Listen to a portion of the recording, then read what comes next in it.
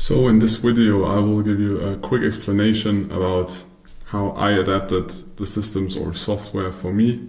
For example, when I have a day trading template and I just want to analyze any day trading market, either a future itself or the different contracts. For me what works best, but Tom has a different layout, Serge has a different layout, you need to adapt this for yourself, but we can give you some inspiration in my example how I use it on TradingView. So on TradingView you can implement the volume and the market profile. But you need to know that the volume profile in TradingView for now, I think they want to change it in the future, is based on tick data. There is no real big difference in the high volume areas, but in the lower volume areas there are some differences. But for me, because I focus more and more on long-term trading, it is enough. But if you want to start and if you want to exercise and also want to focus on long-term perspective, of course you can use the same. Otherwise, please choose Sierra Chart, Atas. There are so many softwares outside where you can connect the data feed. But for me, I have the weekly profiles down here. So I have a market profile. In purple there are the single prints. We have the close. We have the initial balance. I don't have the exact open because it is somewhere in the initial balance. And then I have the volume profile next to it with a VPOC, value area low, value area high. And the single prints are extended to the right. So this is for me is the weekly profile, and then this is the daily profile. So again, we have the initial balance, we have the close. The darker the color is, the more early it is on the day. So the lighter the color, the later it is on the day in this market profile. And then I adapt the settings too. So you can adapt the settings here. What is the time period you want to have the profile on? In this case it's 1 day, 1 block size, so 1 letter, 1 row of letters is 30 minutes, basic settings, row size is manual. You can also put it to auto, but then sometimes, it gets, they increase the TPO size a lot and I don't like it because then for me personally it's not enough data. So I reduce it to the volatility of the market. So I have a good overview, but I think 2 is too much or is too low. Yes. Most likely I will increase it to 5, or when volatility is rising sometimes to 10, but that I have a good overview over the profile. And that way I can create my business zones. So I can create them on the weekly chart. So I will extend the zone most of the time on the down here.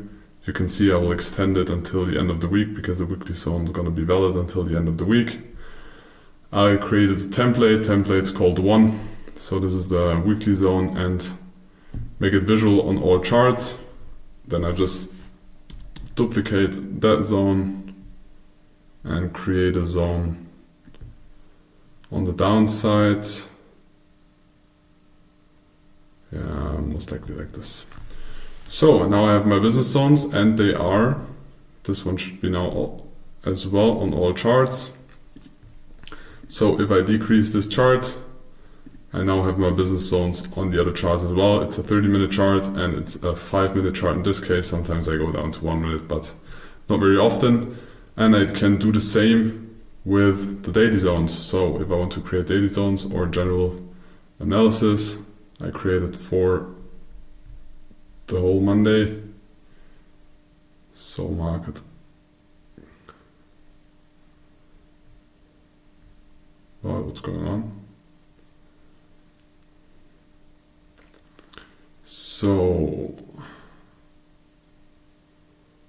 take it like this. Create a different template. So daily zones for me are 2 because it's the lower time frame. Visual on all charts. Copy paste.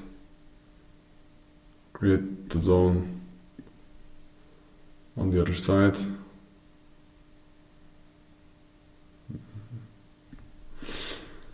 And now again, I have my weekly zones and my daily zones on the chart that I will take trades on. So I have the weekly zones here, I have the daily zones in there.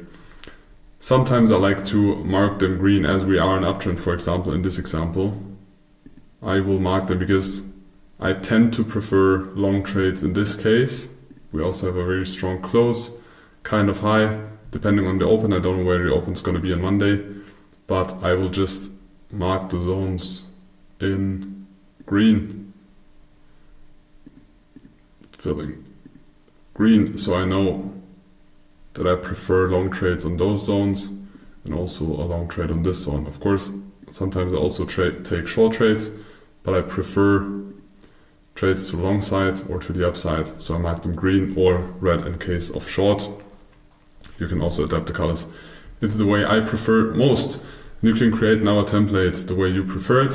I have created different templates for different cases. For example, when I check the currencies or when I analyze the currency futures, I have one template where there's one time frame, but when the settings are, so there is the TPO profile and you can decide about the visibility. So when the profile or indicator is visible on the different charts, and then if I'm switching to the 4-hour time frame and I'm making sure that there is the same time horizon on all the different currency futures, then, for example, in this case, the weekly profile is shown. When I go to the 1-hour time frame, I think it's the daily profile, so I can make daily analysis. And then when I go to the lower time frames, because I don't want to have the profiles the whole time, because for me it's too much information in the chart, then if I go to the 15 or 5-minute chart, the profiles will disappear. And when I create zones, there will be only the zones in there.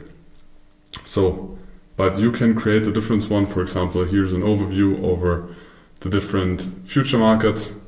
It's the same process, because this one is just when I actively want to trade one asset, I want to have all the information in one view. But when I trade multiple assets, for example, when I trade currencies, most of the time I've opened more than one trade, so I don't want to switch between the markets all the time.